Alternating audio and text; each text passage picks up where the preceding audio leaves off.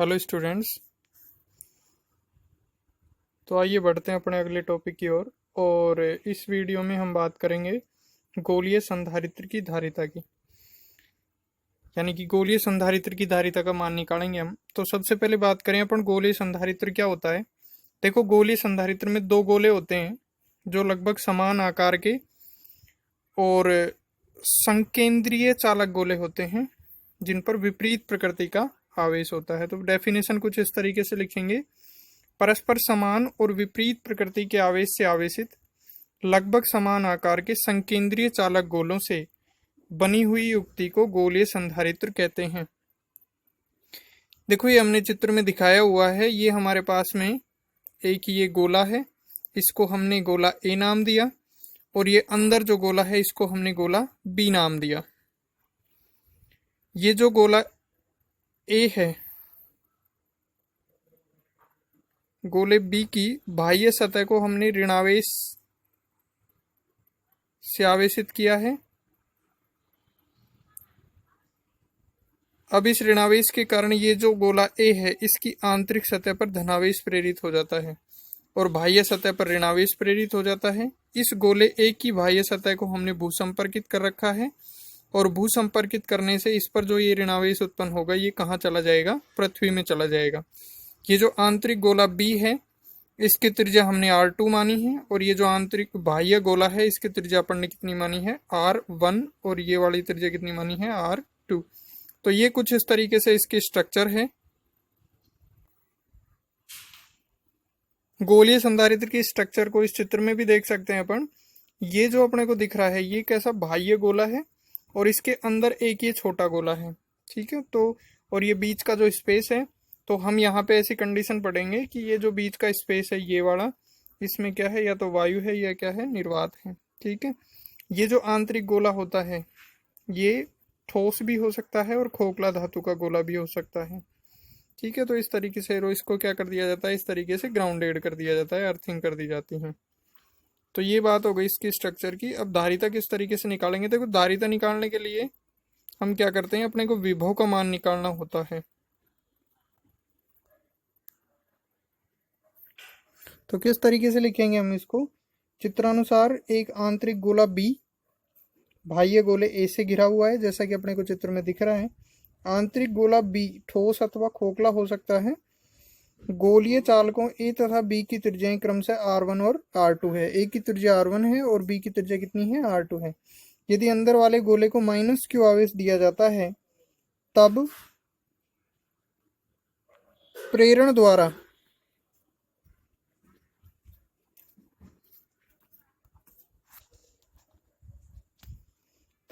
द्वारा बाहरी गोले के अंदर के पृष्ठ पर +q आवेश और बाह्य गोले के बाह्य पृष्ठ पर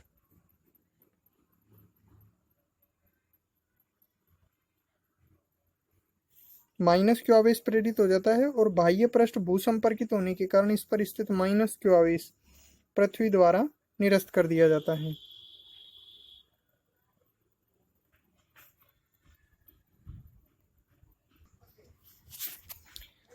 अब यदि हम ऐसा माने कि दोनों गोलीय चालकों के मध्य जो रिक्त स्थान है उसमें क्या हो? वायु या निर्वात हो, तब गोले बी के पृष्ठ पर स्वयं के आवेश -q के कारण, गोले बी पर कैसा आवेश है? -q आवेश है। इसके कारण विभव की बात करें, इसको वीबी से अगर अपन व्यक्त करें तो वीबी का मान कितना होगा? 1/4πε0 -q/R2। ये अपन ने थर्ड चैप्टर में ये विभव के मान निकालना सीखा है।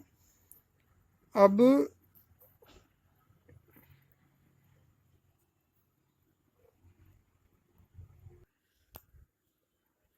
जो आंतरिक गोला है हमारा, उस आंतरिक गोले पर विभव का मान क्या रहेगा? एक समान रहेगा, क्योंकि वह कैसा गोला है? चालक गोला है, ठीक है। तो हम क्या करेंगे? देखो, धातु के खोखले गोले के अंदर प्रत्येक बिंदु पर विभव वही रहता है जो उसके पृष्ठ पर होता है। अपन ने थर्ड चैप्टर में ये विभव के मान निकाले थे, उससे अपने को ये बात पता चली है।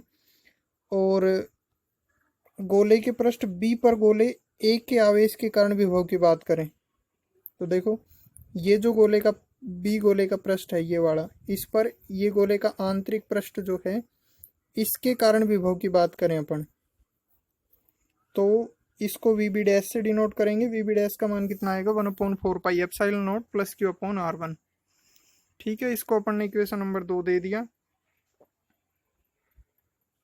अब इस गोले बी पर परिणामी विभव हम क्या करेंगे, वी बी और वी बी डैश को जोड़ देंगे तो 1/4πε0 माइनस Q/R2 प्लस में 1/4πε0 प्लस Q/R1। इसको सोल्व करेंगे तो Q/4πε0 common 1/R1 minus 1/R2 और यहाँ से इसका लेसा लेंगे R1 R2 लेसा जाएगा R2 माइनस R1। इसको दे दिया क्वेश्चन नंबर नेक्स्ट 3।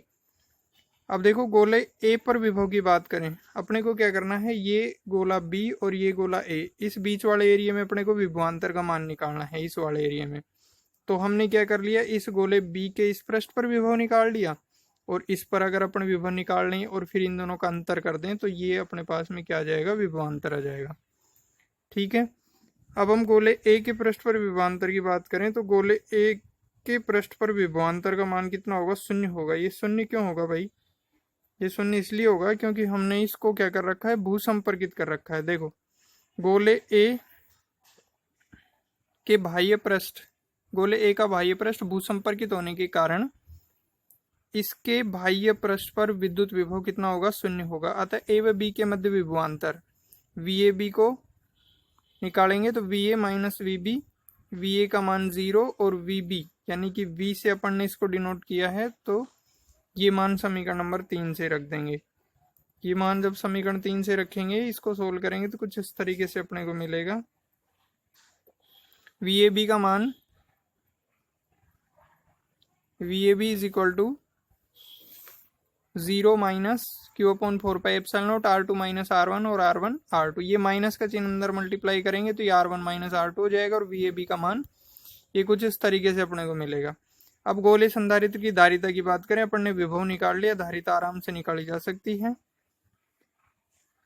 वायु या निर्वात के लिए, यानी कि ये जो बीच का एरिया है इसमें क्या हो, वायु या निर्वात हो, तो भाई इसको धारिता को व्यक्त करें अपन किससे, C0 से व्यक्त करें या C0 से व्यक्त करें, तो भाई ये C0 का मान हो गया Q/VAB। तो हमारे पास में धारिता का मान आया, Q से Q कैंसिल हो गया, C0 का मान 4πε0 R1 R2 R1 बटा में R1 माइनस R2। अब यदि ये जो बीच का एरिया है इसमें एप्सिलॉन R परावैद्युतांक का परावैद्युत माध्यम भरा हो, तब माध्यम के लिए Cm का मान कितना हो जाएगा। देखो माध्यम भरा हो तो उसको धारिता को अपन व्यक्त कर रहे हैं किससे, Cm से, और जो वायु या निर्वात है उसको व्यक्त कर रहे हैं C0 से।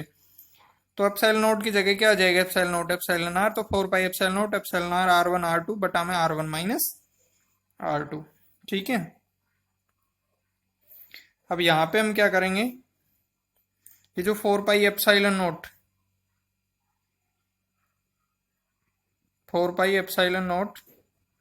R1 R2 बटा में R1 माइनस R2, इसकी जगह हम क्या रख सकते हैं, C0 रख सकते हैं। ठीक है, तो इस तरीके से हमारे पास में Cm का मान कितना आ जाएगा, एप्सिलॉन R C0। अतः माध्यम की उपस्थिति में गोलीय संधारित्र की धारिता क्या हो जाती है, बढ़ जाती है। कितना गुना बढ़ जाती है, एप्सिलॉन R गुना बढ़ जाती है। अब देखो हमारे पास में ये जो सूत्र था, इसमें यदि R2 बराबर हम क्या रख दें, R2 बराबर क्या रख दें, कैपिटल R रख दें, और R1 बराबर क्या रख दें, इन्फिनिटी रख दें, तो C इज इक्वल टू कितना आ जाएगा, 4πε0 R के बराबर आ जाएगा। इसके बाद हम बात करते हैं संधारित्रों के संयोजन की। तो देखो विद्युत परिपथ में संधारित्रों को हम 2 प्रकार से संयोजित कर सकते हैं। कौन कौन सा, एक तो श्रेणी क्रम संयोजन, सीरीज कॉम्बिनेशन, और समांतर क्रम संयोजन, जिसे हम पार्श्व क्रम संयोजन भी कहते हैं।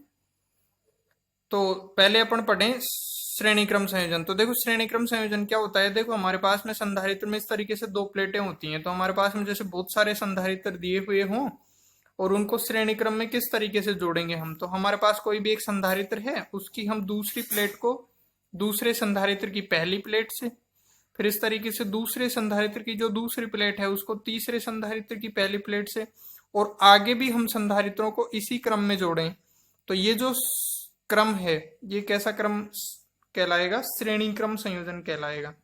ठीक है, तो इस तरीके से अब देखो संधारित्रों के श्रेणी क्रम संयोजन में क्या होता है, प्रत्येक संधारित्र पर विभव का मान क्या होता है, अलग अलग, लेकिन संधारित्रों पर आवेश क्या रहता है, समान रहता है। तो संधारित्रों की श्रेणी क्रम में सभी संधारित्रों पर आवेश का मान समान, किंतु विद्युत विभवांतर का मान क्या होता है, अलग अलग होता है। तो देखो ये चित्र में अपन ने दिखाया, हमारे पास में 3 संधारित्र हैं जिनकी धारिताएं C1 C2 C3 हैं, और इनको हमने किस क्रम में जोड़ा है, श्रेणी क्रम में जोड़ा है। ठीक है, प्रत्येक पर आवेश कितना रहेगा, समान, एक समान Q, इस पर भी Q और इस पर भी Q, यानी कि इसकी एक प्लेट पर प्लस Q, दूसरी पर माइनस Q, इसी तरीके से इनके लिए भी। और विभव का मान, पहले संधारित्र की प्लेटों के बीच विभव V1, दूसरे संधारित्र की प्लेटों के बीच विभव V2 और तीसरे संधारित्र की प्लेटों के बीच विभव का मान कितना है, V3 है। तो हम संधारित्र C1 पर विभवांतर निकालें तो देखो V बराबर क्या होता है, Q अपॉन C। तो V1 का मान Q अपॉन C1, इसी तरीके से V2 का मान Q अपॉन C2 और V3 का मान Q अपॉन C3। यदि श्रेणी क्रम संयोजन की तुल्य धारिता CS से डिनोट करें अगर इसको, तो S फॉर सीरीज कॉम्बिनेशन है ना, तो CS का मान कितना हो जाएगा, कुल विभवांतर V बराबर Q अपॉन CS, इसको दे दिया अपन ने इक्वेशन नंबर 4। अब देखो ये जो हमने परिपथ में विभव लगाया है उसका मान कितना है, V है, और ये विभव जो है 3 भागों में बट गया, V1 V2 और V3 में। तो V का मान किसके बराबर होगा, V1 plus V2 plus V3 के बराबर होगा। समीकरण 1 2 3 4 से V1 V2 V3 और इन सब का मान रखेंगे। तो देखो V का मान Q अपॉन CS, V1 का मान Q अपॉन C1, V2 का मान Q अपॉन C2, V3 का मान Q अपॉन C3। हम क्या करेंगे, इधर से Q कॉमन लेंगे, Q से Q कैंसिल हो गया, 1 upon CS is equal to 1 upon C1 plus 1 upon C2 plus में 1 अपॉन C3। तो ये हमारे पास में क्या आ गई, तुल्य धारिता का मान आ गया। अगर देखो यहाँ पे तो अपन ने कितने संधारित्र जोड़े थे, 3 संधारित्र जोड़े थे। अगर हम n संधारित्रों को जोड़ दें तो इस तरीके से हमारे पास में कुल धारिता प्राप्त होती है। अब यहाँ पे हमें एक बात गौर कर सकते हैं, देखो अपन ने संधारित्रों कक्षा 10 में प्रतिरोधों का संयोजन पढ़ा था, तो प्रतिरोधों के संयोजन से अपने को उल्टा मिलता है ये, है ना। ये जो सूत्र मिला था इस तरीके का, ये प्रतिरोधों के समांतर क्रम संयोजन में मिलता है, लेकिन यहाँ पे ये जो संधारित्रों की जो तुल्य धारिता है ये श्रेणी क्रम में तुल्य धारिता है। ठीक है, तो इस तरीके से इसको ध्यान रखा जा सकता है। अब देखो यहाँ पे अपने को एक बात ये भी पता चल रही है कि श्रेणी क्रम संयोजन में परिपथ की तुल्य धारिता क्या हो जाती है, कम हो जाती है। और कम कितनी हो जाती है, हमने सबसे, जैसे हमारे पास में 3 संधारित्र हैं, एक की धारिता 1 माइक्रोफेरेड, दूसरे की 2 माइक्रोफेरेड, तीसरे की 3 माइक्रोफेरेड। अगर इन तीनों का श्रेणी क्रम संयोजन किया जाए तो जो तुल्य धारिता आएगी वो 1 माइक्रोफेरेड से भी अपने को कम आएगी। ठीक है, तो इसका कैलकुलेशन जो है किया जा सकता है। ठीक है, यदि हमारे पास में समान धारिता के n संधारित्र श्रेणी क्रम में जुड़े हुए हों तब CS का मान क्या होगा, C अपॉन n के बराबर होगा। अब नेक्स्ट बढ़ते हैं अपन समांतर क्रम संयोजन की ओर। देखो समांतर क्रम संयोजन क्या होता है, समांतर क्रम संयोजन में ऐसा संयोजन जिसमें प्रत्येक संधारित्र पर विभवांतर का मान क्या रहता है, एक समान रहता है, उसे क्या कहते हैं, समांतर क्रम संयोजन। तो हमारे पास में 3 संधारित्र हैं, धारिता C1 C2 C3 है इनकी, और इनको हमने किस में जोड़ा है, समांतर क्रम में जोड़ा है। प्रत्येक संधारित्र की प्लेटों के मध्य विभवांतर कितना है, V है, इस पर आवेश Q1, इस पर Q2 और इस पर Q3। ठीक है, अलग अलग आवेश रहेगा क्योंकि इनकी धारिता क्या है, अलग अलग है, तो धारिता के हिसाब से आवेश का वितरण हो जाएगा। ठीक है, तो कुछ इस तरीके से ये अपन ने लिखा है। इसमें देखो 3 संधारित्र जिनकी धारिताएं C1 C2 C3 हैं को समांतर क्रम में जोड़ा गया है। समांतर क्रम में जोड़ने पर इन पर आवेश इनकी धारिता के अनुसार बढ़ जाता है। माना ये आवेश क्रम से Q1 Q2 Q3 है, तब प्रत्येक संधारित्र की प्लेटों के मध्य विभवांतर एक समान है। ठीक है, संधारित्र की प्लेटों के मध्य विभवांतर एक समान है। तो संधारित्र C1 पर आवेश की बात करें, देखो C1 पर आवेश को हम किससे व्यक्त कर रहे हैं, Q1 से, तो Q1 का मान C1 भी। इसी तरीके से C2 पर संधारित्र C2 पर आवेश C2V, और संधारित्र C3 पर आवेश Q3 बराबर C3V। ठीक है, अब तुल्य धारिता कितनी हो, Cp माने अगर तुल्य धारिता हम, ठीक है, तुल्य धारिता Cp माने तो Q बराबर कितना हो जाएगा, Cpv। और देखो ये जो कुल आवेश है Q, ये किस किस में बट गया, 3 आवेशों में बट गया, Q1 plus Q2 plus Q3 में। तो समीकरण 1 2 3 4 से Q1 Q2 Q3 और Q के मान रखेंगे तो Q का मान Cpv, Q1 का मान C1v, Q2 का मान C2v और Q3 का मान C3v। v को हमने ले लिया कॉमन, तो यहाँ से v से v कैंसिल हो गया, Cp का मान कितना आया, C1 plus C2 plus C3, ठीक है। इसी प्रकार से अगर अपने को n संधारित्रों की कुल धारिता निकालनी हो तो n संधारित्रों की कुल धारिता का मान कितना आएगा भाई, हम इन सभी को इसी तरीके से C1 plus C2 plus Cn तक जोड़ देंगे, ठीक है। अब देखो संधारित्रों के समांतर क्रम संयोजन की बात करें तो इस सूत्र से अपने को पता चल रहा है कि समांतर क्रम संयोजन में परिपथ की जो तुल्य धारिता है वो क्या हो जाती है, बढ़ जाती है। यदि समान धारिता C के n संधारित्र क्रम से समांतर क्रम में जुड़े हों, ठीक है, तो तुल्य धारिता कितनी आएगी, Cp बराबर Nc की आएगी, ठीक है। अब देखो यहाँ पे अपने को एक बात ये ध्यान रखनी चाहिए कि समांतर क्रम में जो है, समांतर क्रम संयोजन में तो संधारित्र का, प्रत्येक संधारित्र का विभव क्या रहता है, समान रहता है, यानी कि विभवों का अनुपात क्या रहता है, 1:1 इस तरीके से, ठीक है। और श्रेणी क्रम में लगे सभी संधारित्रों पर आवेश का परिमाण समान रहता है। तो 1 नंबर में ये क्वेश्चन इस तरीके से पूछा जा सकता है, तो ये हमको ये बात ध्यान रखनी चाहिए, ठीक है। अब नेक्स्ट ये बात करें अपन, देखो चित्र देख लेते हैं। यहां से 1 नंबर में या फिर 2 नंबर में न्यूमेरिकल भी बन सकता है, 1 नंबर में छोटा क्वेश्चन भी बन सकता है। देखो हमारे पास में कोई एक संधारित्र है, ठीक है, और इस संधारित्र की प्लेटों के समांतर हमने कोई अलग अलग परावैद्युतांक की पट्टियां इस तरीके से इसमें भर दी।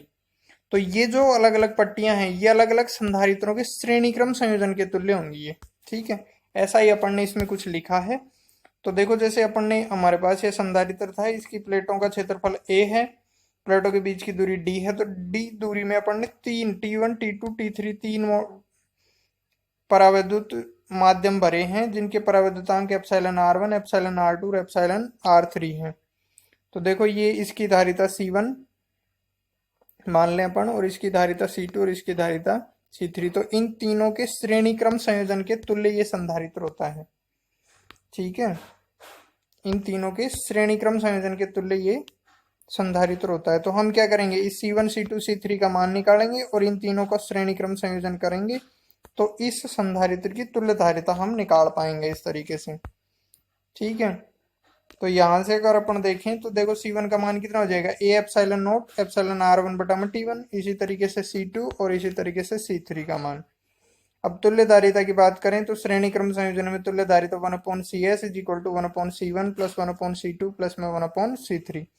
C1 C2 C3 का मान लिखा, ये 1 करके है तो इसका व्युत्क्रम हो जाएगा, ठीक है। यहां से हम 1/a एप्सिलॉन नॉट कॉमन ले सकते हैं, T1 अपॉन एप्सिलॉन r1 पहले पद में बचा, दूसरे पद में T2 अपॉन एप्सिलॉन r2, तीसरे पद में बचा T3 अपॉन एप्सिलॉन r3 बच गया। तो इस तरीके से हमारे पास में जो तुल्य धारिता है वो कितनी आ जाएगी, इसका क्या कर देंगे अपन, व्युत्क्रम कर देंगे। तो CS का मान ये एप्सिलॉन नॉट बटा में T1 upon epsilon r1 plus में T2 upon epsilon r2 plus में T3 अपॉन एप्सिलॉन r3 हो जाएगा। इसी तरीके से अगर संधारित्र की प्लेटों के बीच में, जैसे ये कोई हमारे पास में संधारित्र है और इसकी प्लेटों के बीच में इसकी प्लेट के लंबवत कोई परावैद्युत माध्यम भरा हुआ हो इस तरीके से, ठीक है, ये एप्सिलॉन r1, ये एप्सिलॉन r2 और ये एप्सिलॉन r3। तो ये जो संधारित्र हैं इनको अलग अलग संधारित्र के रूप में मानेंगे और किस क्रम में जुड़ा हुआ मानेंगे, समांतर क्रम में जुड़ा हुआ मानेंगे, ठीक है। तो इसकी इन तीनों की अलग अलग धारिता निकाल के और इनको सब समांतर क्रम में जोड़ेंगे तो तुल्य धारिता अपने को इस संधारित्र की धारिता के बराबर मिलेगी। ठीक वैसे ही हमने इनकी धारिता C1 C2 और C3 मानी है। अब यहाँ पे देखो प्लेटों का क्षेत्रफल जो है अलग अलग हो जाएगा। मान लिया इसका A1 है, इसका A2 है और इसका कितना है, A3 है। और प्लेटों के बीच की दूरी तो तीनों ही संधारित्रों में सेम है, कितनी है वो D, ठीक है। तो इस तरीके से हमने C1 C2 C3 का मान लिखा। C1 का मान कितना, A1 epsilon not epsilon R1 बटा में D। इसी तरीके से C2 का, इसी तरीके से C3 का। समांतर क्रम संयोजन से तुल्य धारिता निकालेंगे तो Cp का मान C1 plus C2 plus C3 के बराबर। अब अपने को क्या करना है, C1 C2 C3 का मान इसमें रख देना है और हमें क्या करना है, देखो यहाँ पे इन तीनों पदों में हम देख सकते हैं कि एप्सिलॉन नॉट बटा में D क्या आ रहा है, कॉमन आ रहा है, तो इसको कॉमन लिया और ये इस तरीके से हमने लिख दिया।